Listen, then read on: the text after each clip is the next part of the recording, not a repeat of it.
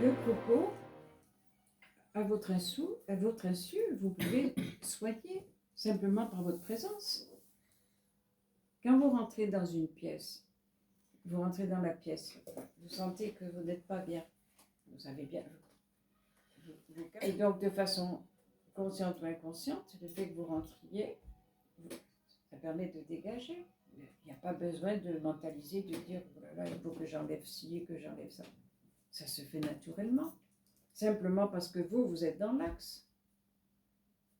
Le propos, je vais me mettre à disposition de la personne si elle me demande. Si la personne me dit là je me sens pas bien, je vais être dans une écoute. Ok. Mais je rentre dans une pièce et je sens que je suis pas bien, mais je suis pas obligée de rester non plus. Hein. Tu vois? Ou si je suis pas bien, ce que je peux faire, c'est que je vais réciter la formule Etchekrouchem.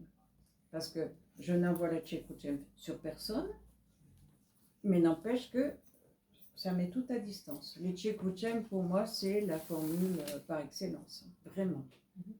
Moi, j'ai toujours en arrière-fond, il y a un médecin et il y a l'hôpital. Ça, alors, toujours. Et je ne mets pas l'énergie au défi, mais je suis présente et il n'y a pas de risque. Voilà. Et très souvent, on m'a eu appelé pour pouvoir dire mais tu soignes et tout ça. Non, tu appelles le médecin.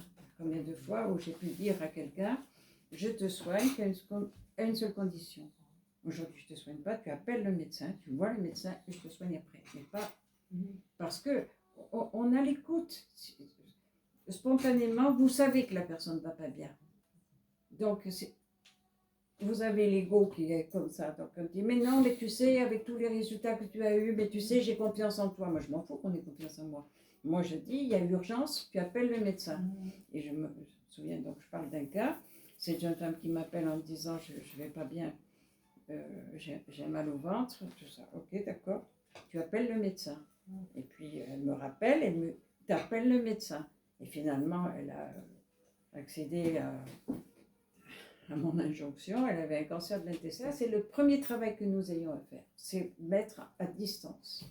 Et puis, avant que vous n'arriviez, là, on parlait, très souvent les gens ont peur de ça parce qu'on n'en parle pas. C'est pourquoi moi j'ai mis énergéticienne, parce qu'en fait, c'est quelque chose qui est concret, même si c'est immatériel, pour pouvoir dire que ça existe. Et d'arrêter d'être dans la superstition. On se croit de tout pouvoir. De tout pouvoir. Si la personne va bien, c'est grâce à moi. Si elle ne va pas bien, c'est à cause de moi. Ben non. La personne, elle ne va pas bien parce qu'elle ne va pas bien. Ça me paraît plus intéressant de savoir qu'est-ce qu'elle joue dans son histoire. Donc, on avait un peu regardé la dernière fois les pieds. Qu'est-ce qu'il y a dans l'histoire, là, de la personne? On n'a pas le pouvoir de guérir. On a le pouvoir d'aider la personne à s'auto-guérir. D'accord. Tu vois? Donc, la personne a mal à la tête, je vais passer là. Donc, c'est un rééquilibrage d'énergie. Voilà. Et donc, c'est la personne qui, elle, s'auto-guérit. Donc, s'il y a urgence, là, il a un mal de tête pas possible. Donc, je suis là et c'est pas le moment d'aller lui demander ce qui lui prend la tête. Hein. Oui. Il y a une urgence, on est là, dans l'instant T, on va dégager le mal de tête. Voilà. En règle générale, quand vous êtes amené à soigner, c'est 3 fois, 3 séances. Première séance, voilà. À la deuxième séance, on va aller voir comment ça a évolué. Et puis peut-être que je vais ouvrir la porte pour pouvoir poser la question, qu'est-ce qui te prend la tête? À quel moment tu as des maux de tête? Et là, il va aller chercher le pourquoi des maux de tête. Non, c'est pas toujours. Non, on ne le sait pas toujours, c'est un peu comme les psychanalyses. Oui. Il y a des modifications sans qu'on... Mais oui, mais une migraine, j'ai mal pas de le tête, rôle de- ça peut être épouvantable. Quoi. Mais je n'arrive pas à savoir. Moi, ça veut dire que je vais vraiment aider. Dans ce que le travail que je vous transmets, c'est que vous avez complètement la capacité d'entendre et d'aller plus loin. quand je fais les ateliers avec le test projectif, qui est super intéressant parce que tu vas pouvoir voir si la personne a des difficultés dans son travail, si c'est un couple, si elle a des frères et sœurs et tout ça. C'est bien, mais c'est pas un numéro de spectacle.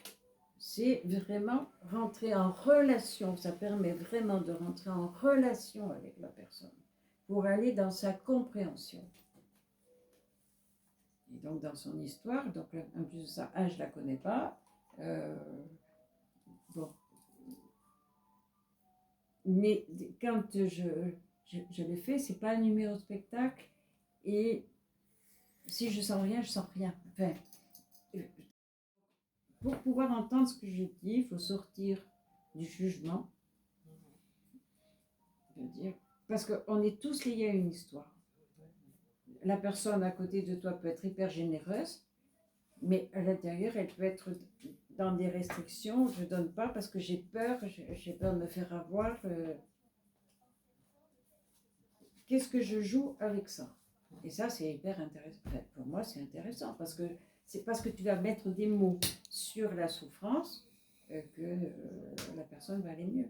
Mais c'est elle qui s'auto-guérit. Quand vous soignez la personne, que vous la mettiez à la limite, sans aller chercher la personne, vous lui mettez simplement la main comme ça peut être largement suffisant. Mettez-vous à votre écoute. Quand vous êtes en face de la personne, qu'avez-vous envie de faire? Or, vous n'êtes pas pourquoi les choses ne marchent pas, entre guillemets, parce que vous n'êtes pas à qu'est-ce que j'ai envie de faire, c'est si je mets là, qu'est-ce qu'elle va penser?